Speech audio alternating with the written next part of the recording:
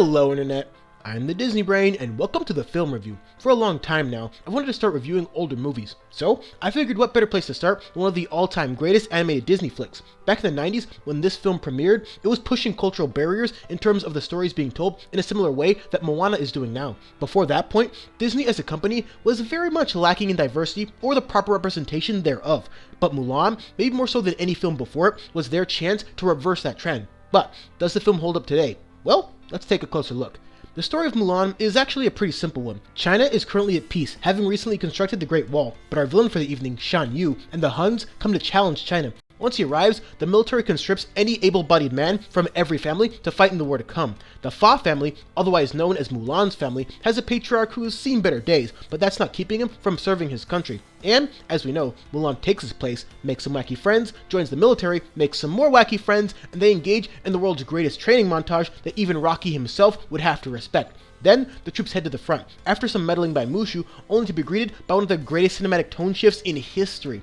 With what few men they have, they now face the full force of the Hun army. But, thanks to some ingenuity by our title character and all-around badass, the Huns are mostly buried. Unfortunately, her injury reveals her true identity. Shang spares her, but leaves her out in the cold as the rest of the troops leave and celebrate their assumed victory. But then, Shan Yu and some of his men make it to the palace and almost win, if not for the power of cross-dressing. Mulan defeats Shan Yu, saves China, returns home a hero, and all of the stuff the movie was singing about comes to fruition. She brought honor to her family, she did so while being who she was inside, she was able to handle being a man and the rigorous training that came with it, and Shang now sees Mulan as a girl who is definitely worth fighting for.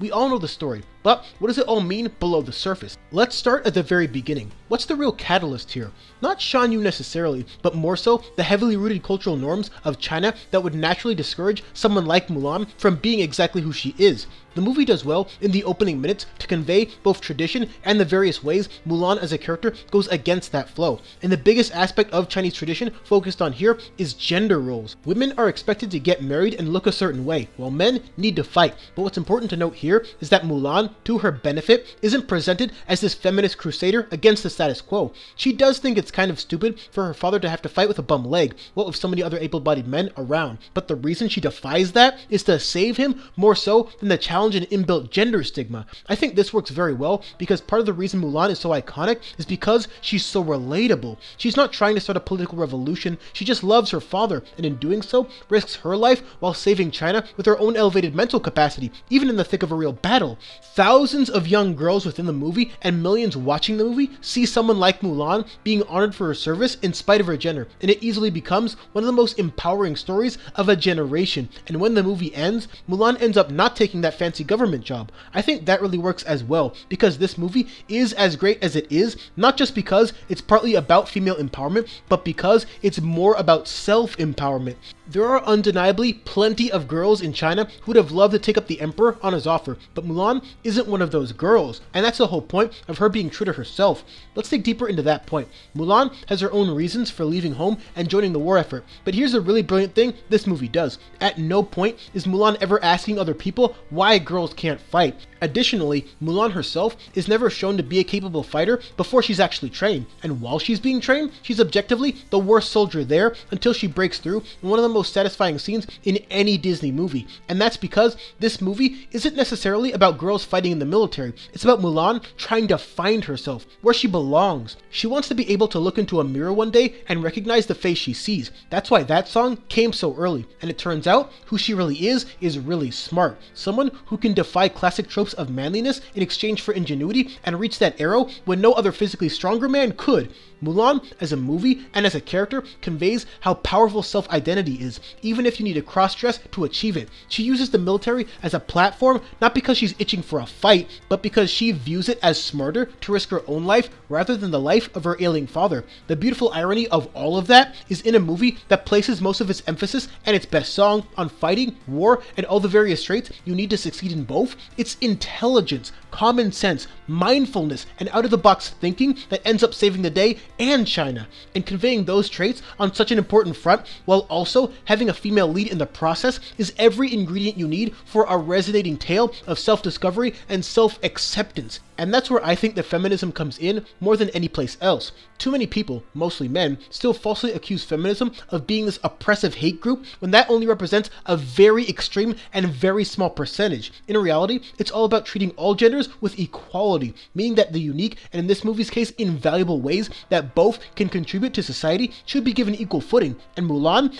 even without necessarily trying, is the perfect representation of just that. Not only because a male-dominated society embraces her, but because on top of that, she never ever feels the need to view herself as more important than anyone else. Gender equality at its finest, because both her and her comrades know that it took both to win the day, even though Mulan did contribute a lot more. We just spent quite a bit of time talking about the title character, but believe it or not, there are actually other parts of this movie worth discussing. Eddie Murphy is a legend, and he puts in probably his best voice acting performance with Mushu. And the great part about Mushu as a character beyond that is how his character arc is mostly a parallel to Mulan's. Both of them screw up in some major ways and let down the people closest to them, and they go on this journey together despite neither of them being anyone's first choice, and they keep helping each other to come to terms with who they both are. They both may have started out as less powerful versions of their species, but both use their minds in various ways to prove that physical size and strength don't mean a thing when you can think your way through the obstacles ahead.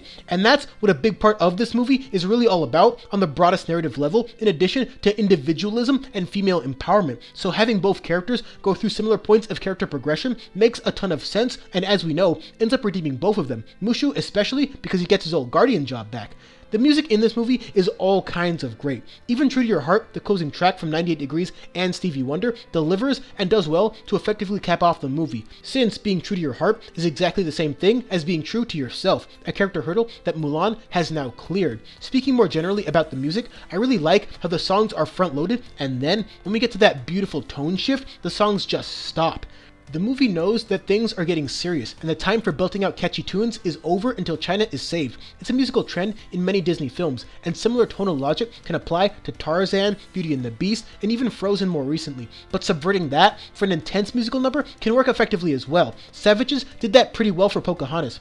Also, I think I speak for a lot of us when I say that Be a Man is one awesome song, even if the point of it all is kind of rendered mute once you realize that yes, in fact, a woman can be all of those things too, and great men are more than just physical traits. Still a really fun song, and my favorite from the movie. But I think Reflection is the more important song at getting at the heart of the larger narrative. All in all, Mulan is a very special movie. It's resonating, it's funny, it holds up very well through the years, and it was nominated for a plethora of awards in its time, and holy cow, can you believe Mulan is almost 20 years old now? It gave a grand platform for females, for individualism, and for Asian stories and culture. All three of those points matter here, and are given proper weight without overplaying feminism or underplaying anything else. Mulan will always be more than just a Disney princess, but Chinese.